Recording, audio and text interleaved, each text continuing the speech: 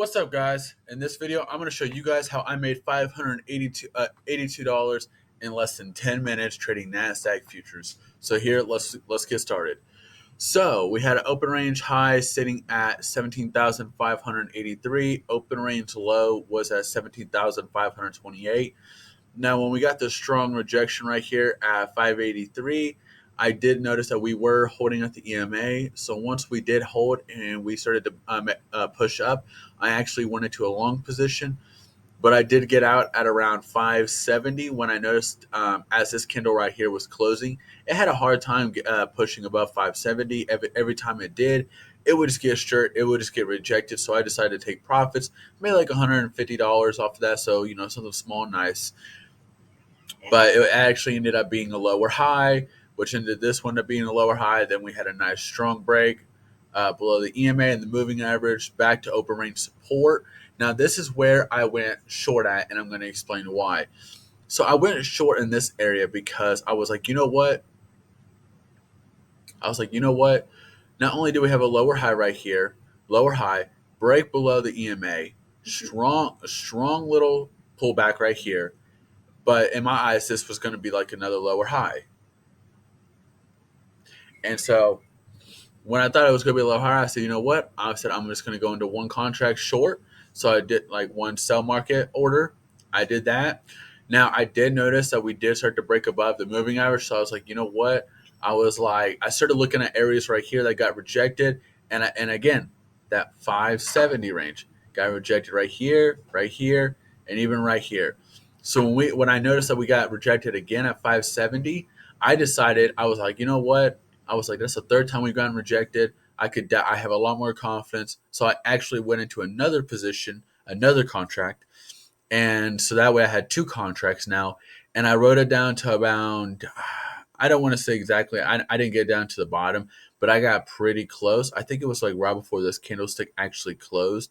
So probably right here in like the 540s, 545, maybe 539 at the lowest is when I got filled at. But yeah, I made a little over 400 something off of that. So something small, something nice today. Honestly, guys, I really wanted to just like talk about the mental aspect real quick. As you guys have seen, like the last 2.5 weeks have been really hard on me with trading, have been real hectic. I've been getting caught in a lot of fake out breakouts and just been taking a lot of nasty losses that I don't usually take.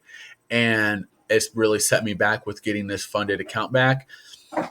And I just want to talk about like how much this day, like it's not like this day like meant so much to me, but it just reminds me that like,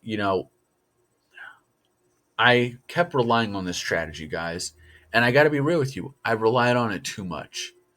And when I say I relied on too much, this is what I mean. Every morning when I would wake up and I would get on the charts, first thing I do, open range strategy. And there was a lot of times where I would have red days and I would look at it after I'm done trading and I'm like, why the fuck did I do that? Like it's so obvious it was a fake out breakout. Or it was so obvious the direction was this way. And so this morning, guys, I woke up with a clear head and I said, hey, you know what? It's a new week, new day, fresh start. Let's get it right. Don't overcomplicate things and just go with direction. Don't focus so much on the strategy. Don't focus so much on getting that open and that break below and that retest and the validation. Don't worry about that. Just focus on direction. Focus on getting a good price point. Know where you want to get out at. And honestly, my goal was to get out at right here on the open range support since we had bounced off of it now once but twice already. And then as you guys can see, we actually bounced off of it, the open range support 2 times, 3 times, 4, 5, 6, even 7 times, guys. We bounced off this open range support 7 times today before we finally started to hit higher highs and actually had a strong rally. And I'm pretty sure NASDAQ hit another 52-week highs today.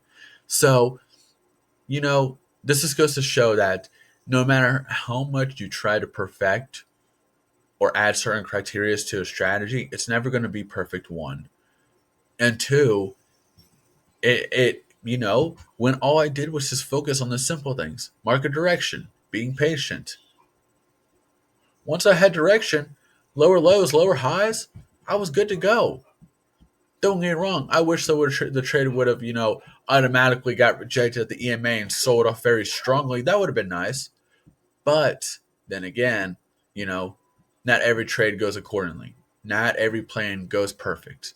You know, but I explained why I did average up in a bad way, but it was simply just because we had gotten rejected at this 570 range, not twice, but three different times right here. So, at the end of the day, guys, this is just one of the things about trading I don't think a lot of people talk about, and it's just how nice this day was to just, this is like my biggest day I've had in a while. 585. And on top of that, I also woke up and saw that I had a 110-point jump increase in my credit score. So that was really nice too. So I was walking into work like I was a boss that day.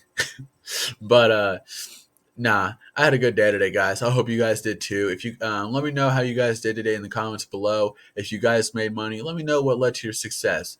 And if you guys lost money today, let me know what mistakes you guys made and what you could have done differently. I really appreciate that. I hope you guys enjoyed this video. As always, if you did, smash the subscribe button. I'll see you guys tomorrow. Hope you guys have a good night.